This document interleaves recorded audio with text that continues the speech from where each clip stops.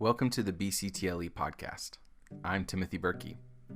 I teach communication here at Taylor University, and I also serve as a fellow to the BD Center for Teaching and Learning Excellence, which is where we get the name BCTLE.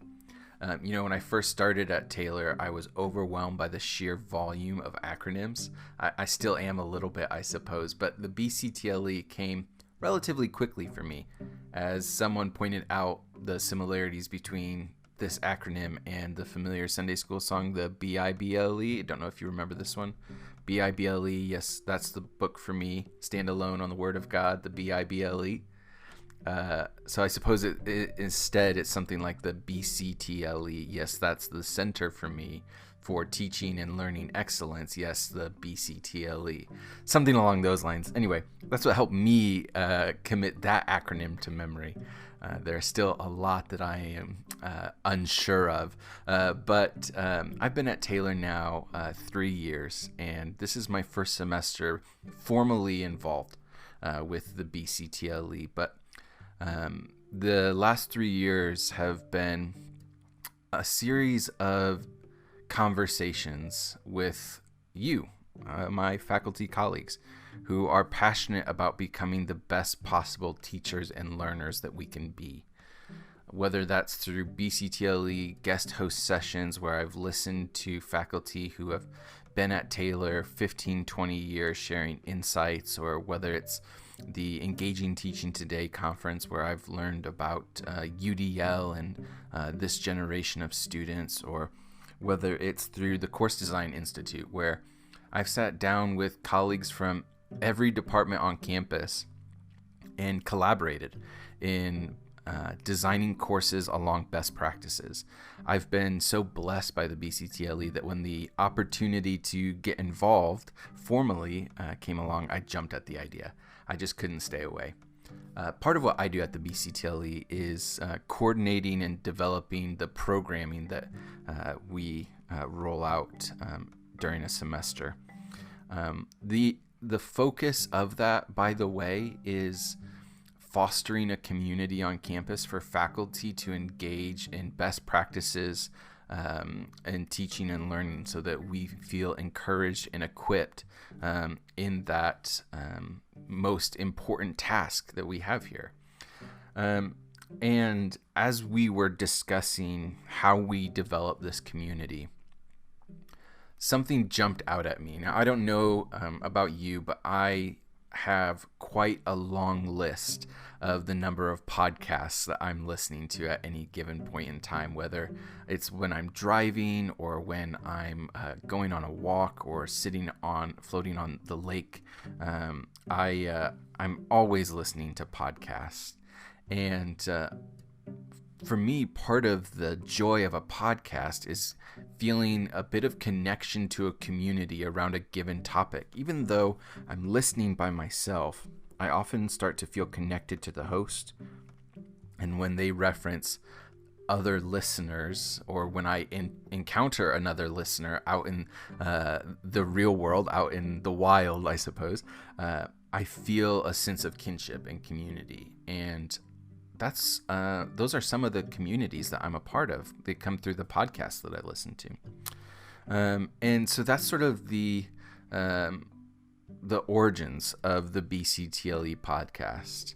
I hope over the next semester, at least, we have a chance to form a little bit of a community together through this podcast. I'm going to be sitting down and talking with guest hosts of the BCTLE. That's sort of the main format of this podcast. But the goal is to provide a space for this community to flourish in a different space, in a different medium. We will absolutely still have BCTLE guest sessions. We have a fantastic panel series this semester called Removing Barriers, where we're learning from some of our students with unique learning needs. And we will have other pieces of programming as well. But I hope, I guess my invitation to you is to join me in this community.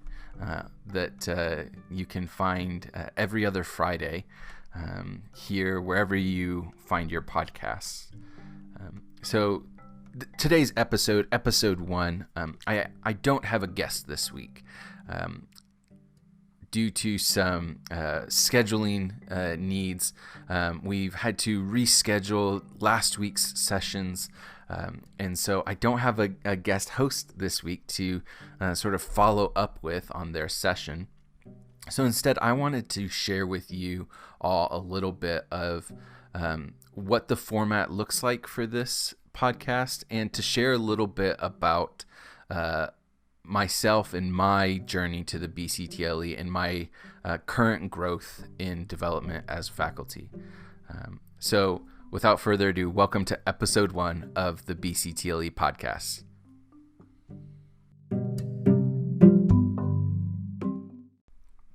Every other week, I'll be chatting with a guest host discussing the big ideas of their session, following up with application questions, searching for additional resources on the topic, and exploring what faith integration looks like for my guest host. Since today I am my own guest host, I'm going to be sharing those 4 things with you all about my current journey to become the best possible teacher and learner that I can be. The biggest influence in my teaching right now comes out of a Universal Design for Learning, or UDL, which I was introduced to at the first Engaging Teaching Today conference. And specifically, there was a story that was told at the conference that I think about probably once a week. And the story goes something like this. During World War II, the U.S. Air Force is recording an exceedingly high number of incidents where planes are crashing and pilots are injured or dying in these crashes. And they believe the root cause of these incidents has to do with the size and design of the cockpit. So after World War II, the U.S. Air Force spends countless hours and dollars trying to design the perfect cockpit. And the way they go about doing this is they collect somewhere around like 4,000 pilot participants, and they measure them on 140 different dimensions. Everything from the length of their toes to the circumference of their thumb to the distance between their ears and their eyes. And at the end, they come up with the average pilot. What are the average dimensions of the average pilot? Well, as part of this study, they end up finding that not a single participant out of 4,000 pilots has these average dimensions, has all of these dimensions. And so they realize there's no such thing as an average pilot.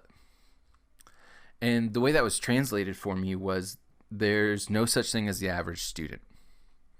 And that was just like, I took the wind out of me, because that's how I had conceptualized providing for diverse ways of learning, was thinking about, well, what's the average student going to need? What's the average student able to do? What is the average student motivated by? And realizing that I don't have any of those average students in my classroom. They don't exist.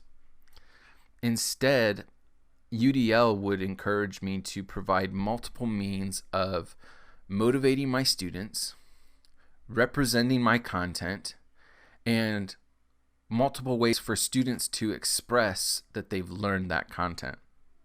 This revolutionized the way I think about my classes, my content, and my students.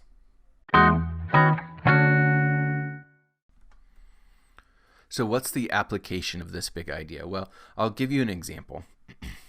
Last spring, I was teaching a class that I was so excited about. It's called Restorative Communication, and it looks at what we call the dark side of communication, all the ways that our communication can inhibit and hurt and take advantage of other people that we are in relationships with. We talk about things like manipulation, deception, abuse, and so many different other things that I was really excited to dive in with students on, because we then follow up with how can communication also help restore these relationships.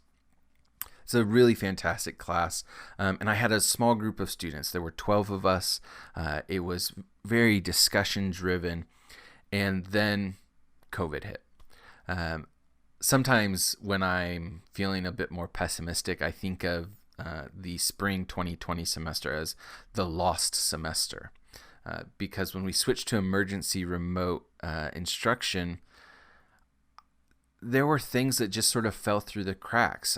I don't know about you, but I found myself reducing my expectations and sort of scaling back readings and objectives and rethinking how I could meet objectives when I just hadn't designed the class for that. Was really stressful. So sometimes, I suppose, when I'm feeling a bit more pessimistic, I think of it as the lost semester. But I was encouraged to consider how I might apply UDL in this context of reducing expectations or scaling back assignments. And I realized that I had a golden opportunity. I had already applied this idea of multiple means of expression on an assignment in the class. I gave them the opportunity to complete a project in however they decided to complete the project. They were summarizing one of the key concepts that we were talking about that semester, and I told them that here were the 3 objectives to the assignment, but they could complete those objectives in any way they decided. They could complete a poster, they could write a paper, they could develop a presentation, and but I didn't limit it to those 3 things. And as a result, I received some of the most fascinating assignments that I had ever received. One student wrote an allegory. She was a professional writing student, and so she turned her assignment into something that fit within a passion of hers, creative writing, but still completed all of the objectives of the assignment. And it was one of the more engaging papers I've ever read. Another student who I've lovingly sort of referred to as the slacker. I think sometimes we get a student like this in our classes where doesn't seem really engaged, can sometimes detract from the conversation, and I fall into the trap sometimes of sort of writing that student off and focusing on students who seem more engaged. She completed this assignment by creating an art piece with a white paper write-up explaining the connection between the art that she had created and the concepts that we were discussing. And I'll admit, I felt guilty and convicted. I had written this student off, and I had decided that she wasn't communicating to me that she had understood the material, that she was engaged with the material, until I gave her an opportunity to express that however she wanted.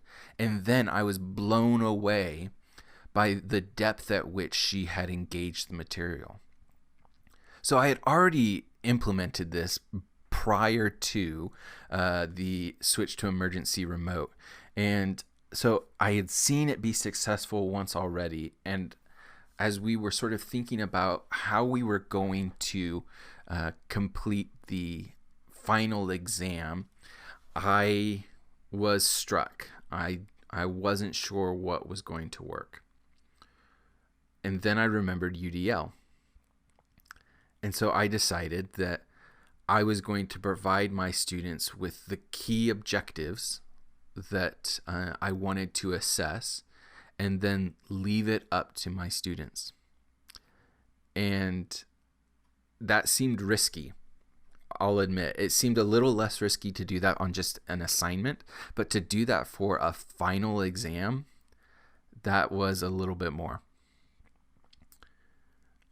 again, I found myself sort of moved at the end of the semester when I had students who were submitting concept maps, students who were submitting essays, students who recorded presentations, students who put together a poster presentation.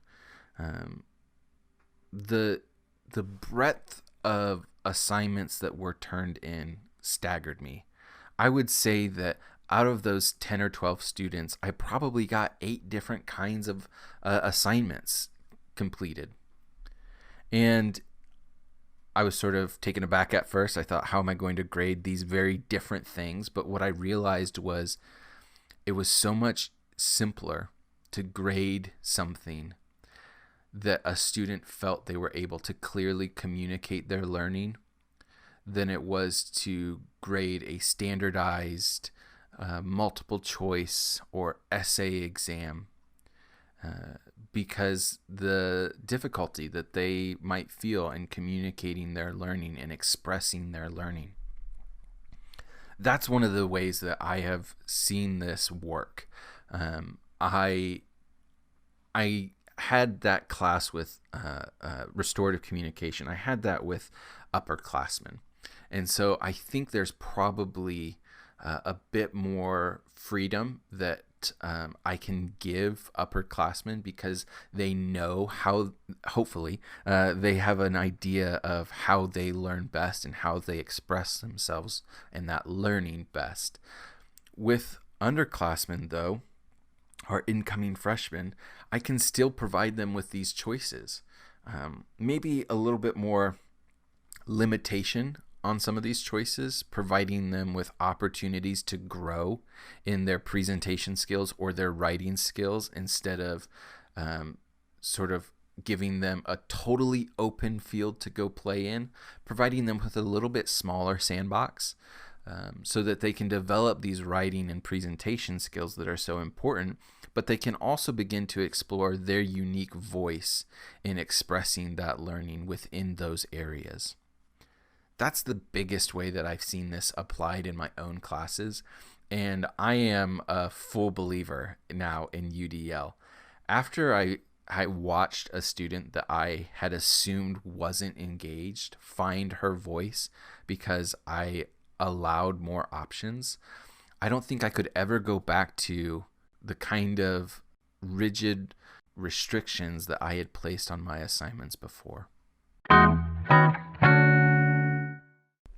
So what sort of resources are out there for learning more about universal design for learning, specifically thinking about multiple means of expression and giving our students multiple means of expression? Well, I would say first and foremost, the whole focus of UDL is thinking, sort of changing our thinking from the average student to our students. So honestly, the best resource that I have found for how I'm going to apply UDL in my classroom is my students. I start in week 3 and I start asking for feedback about what they're noticing in terms of what assignments have they completed that they feel like they really succeeded in, where they felt like they were able to communicate well that they're learning what they had learned. In doing this, the students are providing me with what sort of options work well for them. What sort of things do they gravitate toward? So that's probably the biggest resource that I would say is my students. Not thinking about the average student, not thinking about the students that have come up in research, but who's in my classroom. So that's number 1. Number 2 would be, this may sound like a plug, I promise it's not a plug, but the BCTLE provides some really excellent resources in thinking about universal design for learning. If you're on the portal and you click on faculty development, you'll find our newly redesigned website at the BCTLE that provides some very easy, transparent links to great resources that encourage me, even as I am now 2.5 years into thinking about UDL, some really great reminders. I don't think we ever get so advanced in teaching that the fundamentals aren't reliable and useful to revisit. So I'm going back and looking again at sort of thinking about how does my syllabus even reflect UDL? It might not be how my students are expressing learning, but it may connect with multiple ways of providing representation of my content or motivation for my students to other key components of UDL. So I would say those are two invaluable resources. Number one, my students in the classroom. And number two, the resources that the BCTLE has provided me as I've explored this further.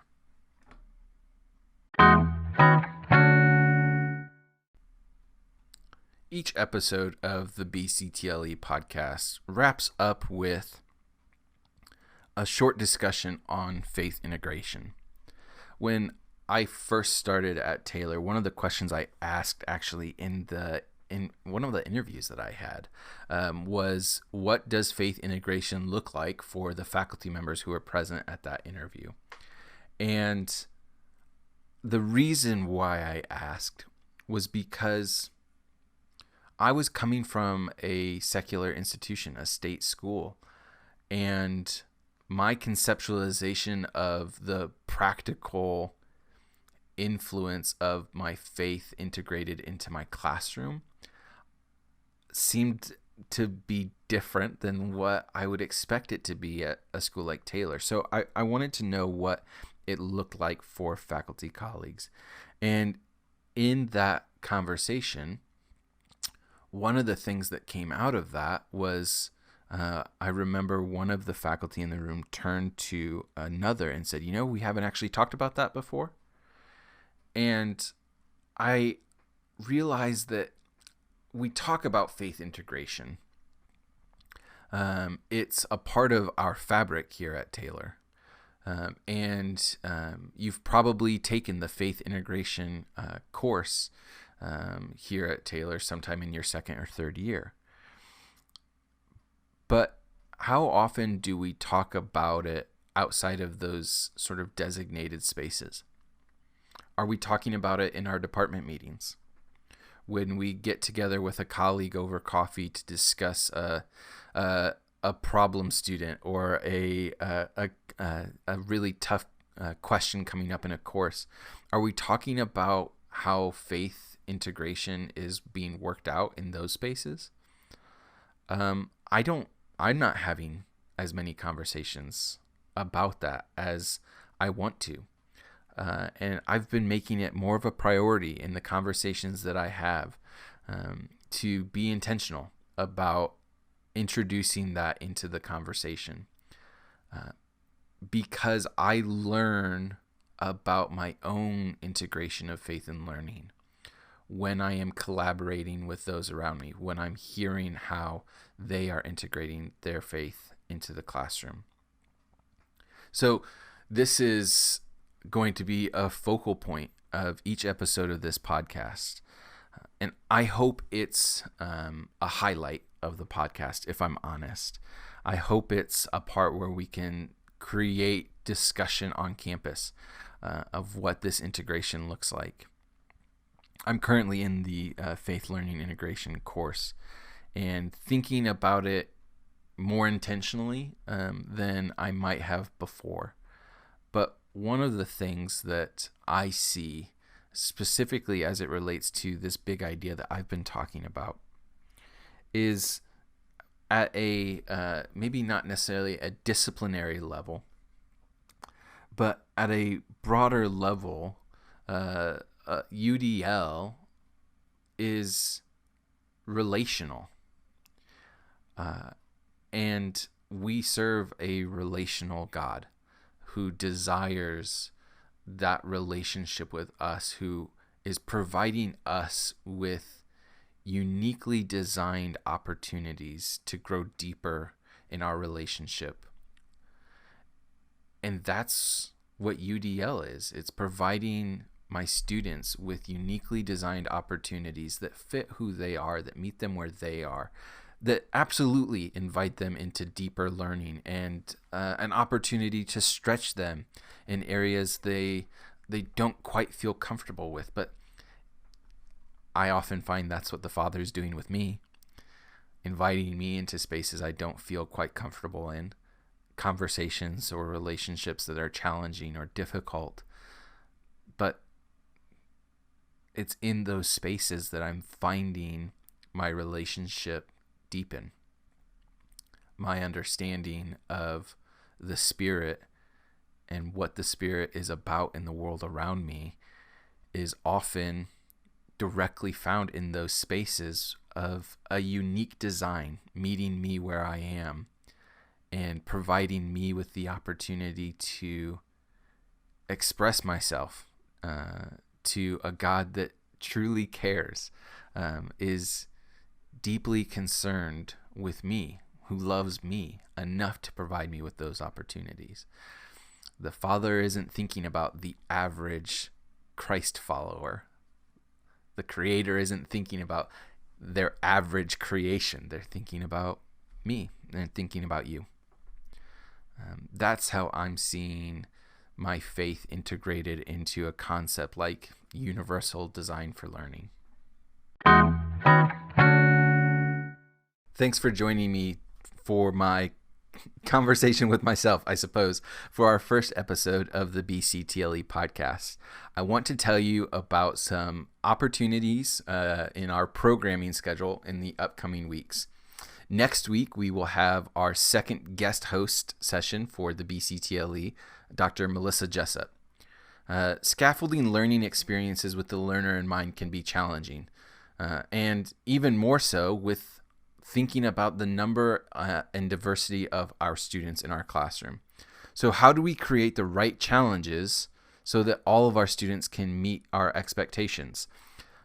Melissa's going to share her insights and expertise on this critical question about scaffolding learning experiences in our classroom and creating the right challenges. There are a couple of ways that you can participate in Melissa's session. On Wednesday, March 17th at noon, you can participate via Zoom. You can also participate live and on Zoom on Thursday, March 18th at 4 p.m. in AIRS 215. We'll be live in AIRS, but you can still participate via Zoom if you would like to participate, if that fits your schedule a little bit better. On the 25th, we will have our second panel in our panel series called Removing Barriers. You can join us live and on Zoom for that session on Thursday, March 25th at 4 p.m. in AIRS 215, or by joining us on Zoom. And then lastly, our next episode of the podcast will come out on March 26th. That's Friday, March 26th is when that next episode will air. That'll be my conversation with Dr. Melissa Jessup, following up same format as this episode, but it'll actually be somebody else here in the podcast, not just my voice. You'll get a chance to hear from Melissa on some follow-up ideas about how we're applying this, where we can go to find resources, what faith integration looks like for her.